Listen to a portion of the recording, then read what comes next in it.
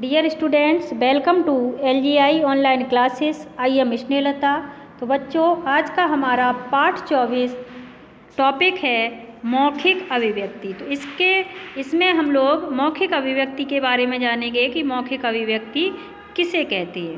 तो सबसे पहले तो देखते हैं कि मौखिक अभिव्यक्ति लिखित अभिव्यक्ति के साथ साथ यानी कि लिखने के साथ साथ मौखिक अभिव्यक्ति भी महत्वपूर्ण होती है, यानी कि बोलने की कला, क्योंकि व्यक्ति की बातचीत से ही उसके भाषा ज्ञान का पता चलता है।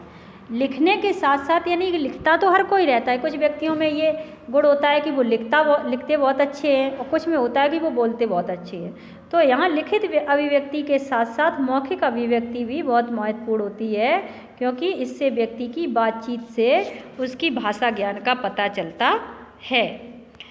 इसके जो पाठ होते हैं वो होते हैं आपके, पहला आता है वार्तालाप एवं परिचर्चा, दूसरा कविता पाठ, अंत्याक्षरी, समाचार वादन, लघु कथा या कहानी वाचन, वाद विवाद, भाषण, घटना वर्णन, चुटकुले और संवाद यानी कि अभिनय।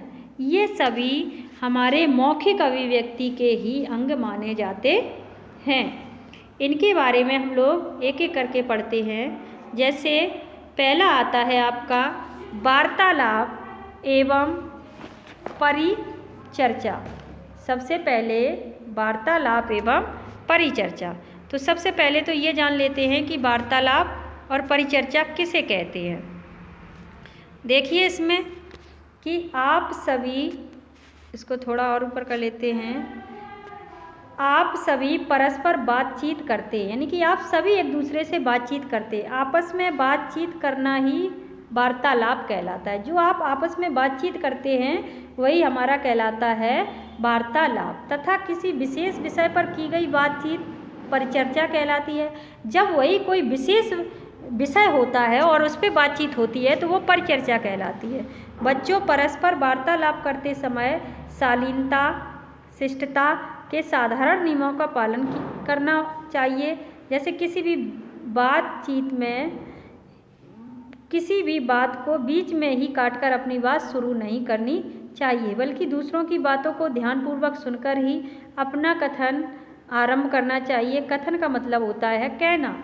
किसी विषय पर दो और अधिक विद्यार्थियों को आपस में वार्तालाप करने के लिए कहा जाता है। जब वार्तालाप की जाती है तो किसी दो छात्रों को एक विषय पर दो विद्यार्थियों को आपस में बातचीत करने के लिए बोला जाता है। इस प्रकार के वार्तालाप और परिचर्चाएं, यानी कि वार्तालाप और परिचर्चाएं दूरदर्शन के अनेक कार्यक्रमों में प्रसारित होती रहती है, यानी कि दिखाई जाती हैं। इनको सुनकर विद्यार्थियों में वार्तालाप करने की क्षमता स्वयं विकसित होती है।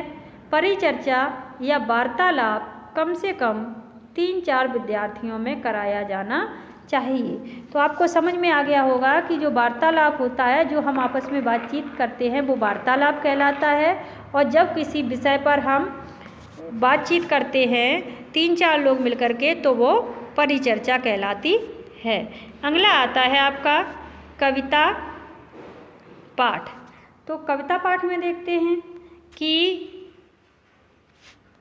कविता को सही ताल लय के साथ पढ़ना ही कविता वाचन कहलाता है। कविता वाचन का मतलब होता है पढ़ना।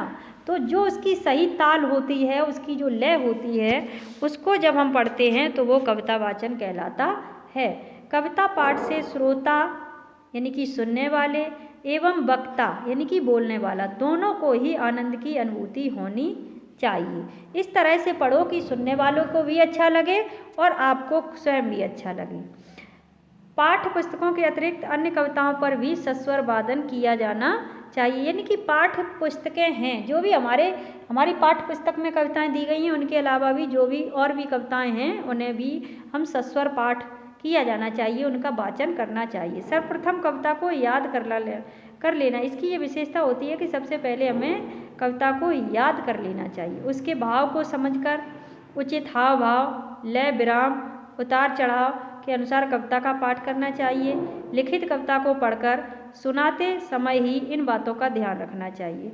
श्रेष्ठ कविताओं को कॉपी में संग्रहित करना चाहिए।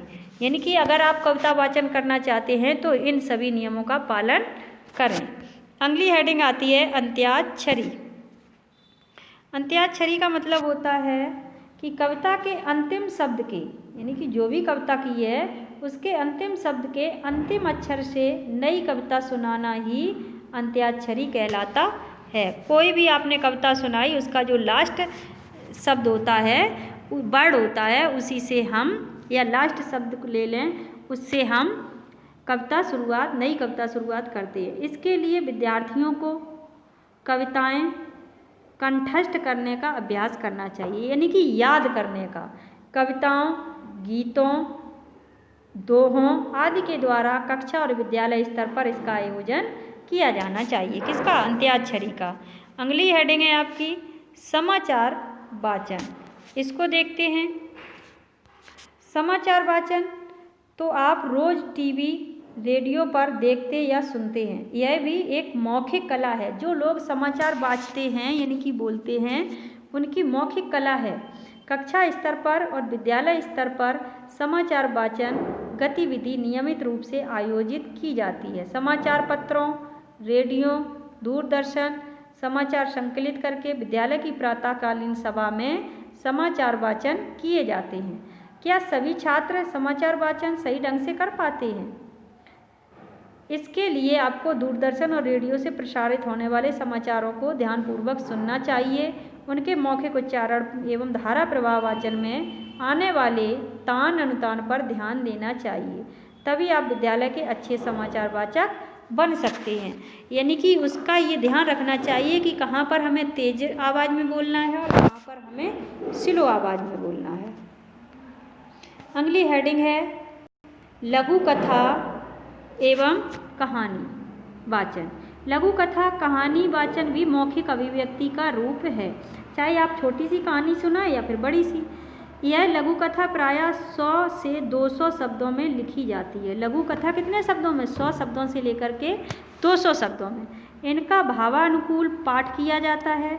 छोटी कहानियों का हाव भाव के साथ कक्षा में पाठ कराया जाता है। लघु कथाएं और कहानियाँ रोचक होती हैं। भावानुकूल वाचन से विधाओं में विद्यार्थियों की रुचि बढ़ती है। इससे उनमें साहित्यिक संस्कार पनपते हैं। प्रत्येक लघु कथा के पीछे कोई उद्देश्य अवश्य होता है। उससे सीख ग्रहण करने की प्रेरणा दी जानी चाहिए। तो ये जो भी जब आप कहानी सुनते हैं या कहानी वाचन करते हैं तो उससे आपको कोई ना कोई सीख अवश्य मिलती है। इसी तरह आता है आपका वाद विवाद। किसी भी विषय के पक्ष और विपक्ष में बोलना ही वाद विवाद कहलाता है। किसमें? पक्ष में और विपक्ष में। इसमें क्या होता है कि एक विद्यार्थी किसी विषय के पक्ष में बोलता है और दूसरा विद्यार्थी विपक्ष में बोलता है। इसके लिए विषय को पूरी तरह समझना चाहिए। जब भी हम पक्ष विपक्ष में बात करें तो जो भी हमें विषय दिया गया है उसको हम अच्छी तरह से समझ लें। इसके मुख्य बिंदुओं को ध्यान में रखकर उन पर बल देते हुए बोलना चाहिए। वाद विवाद से तर्क शक्ति विकसित होती है। कक्षा और विद्यालय स्तर पर वाद विवाद प्रतियोगिताएं होती रहती हैं।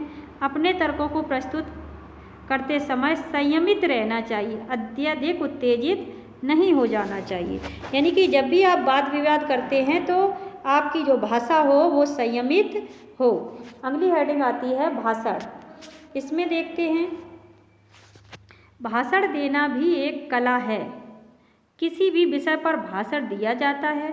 इसके लिए विद्यार्थियों को भाषण का विषय पहले ही बता दिया जाता है। विद्यालय स्तर पर भाषण याद करके दिया जाता है। भाषण देते समय भावों के अनुसार ध्वनि के उतार चढ़ाव का ध्यान रखना होता है, यानी कि आवाज़ की। भाषण रोचक होना चाहिए। कभी कभी आशु भाषण प्रतियोगिता का आयोजन करना चाहिए ताकि विद्यार्थी बिना किसी पूर्व तैयारी के किसी दिए गए विषय पर बोलने की क्षमता विकसित कर सके। यानी कि अचानक किसी भी बात को कहने की क्षमता होना, तो ये आशु भाषण के अंतर्गत आता है। अगली हेडिंग है आपकी घटना वर्णन। जीवन के हर पल घटनाएं घटती रहती हैं। समाचार पत्रों में भी अनेक घटनाओं का वर्णन होता है।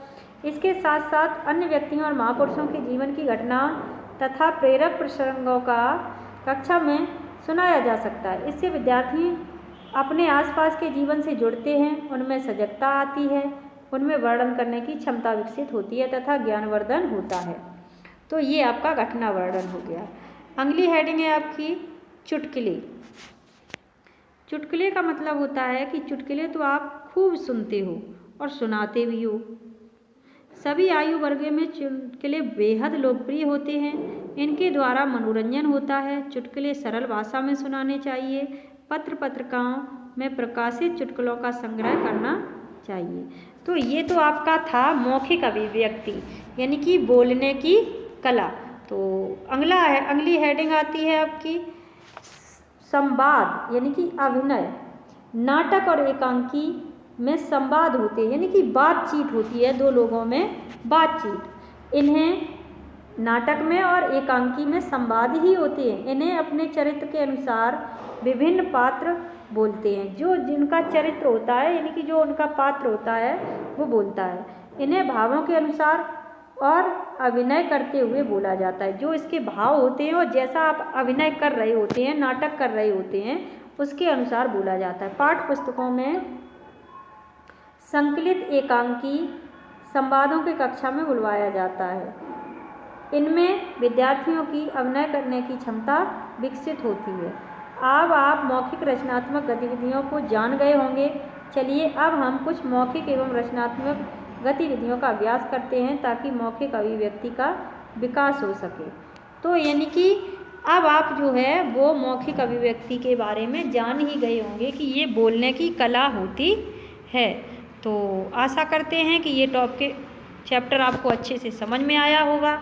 आप अपनी बुक से भी रीड कर लें। धन्यवाद।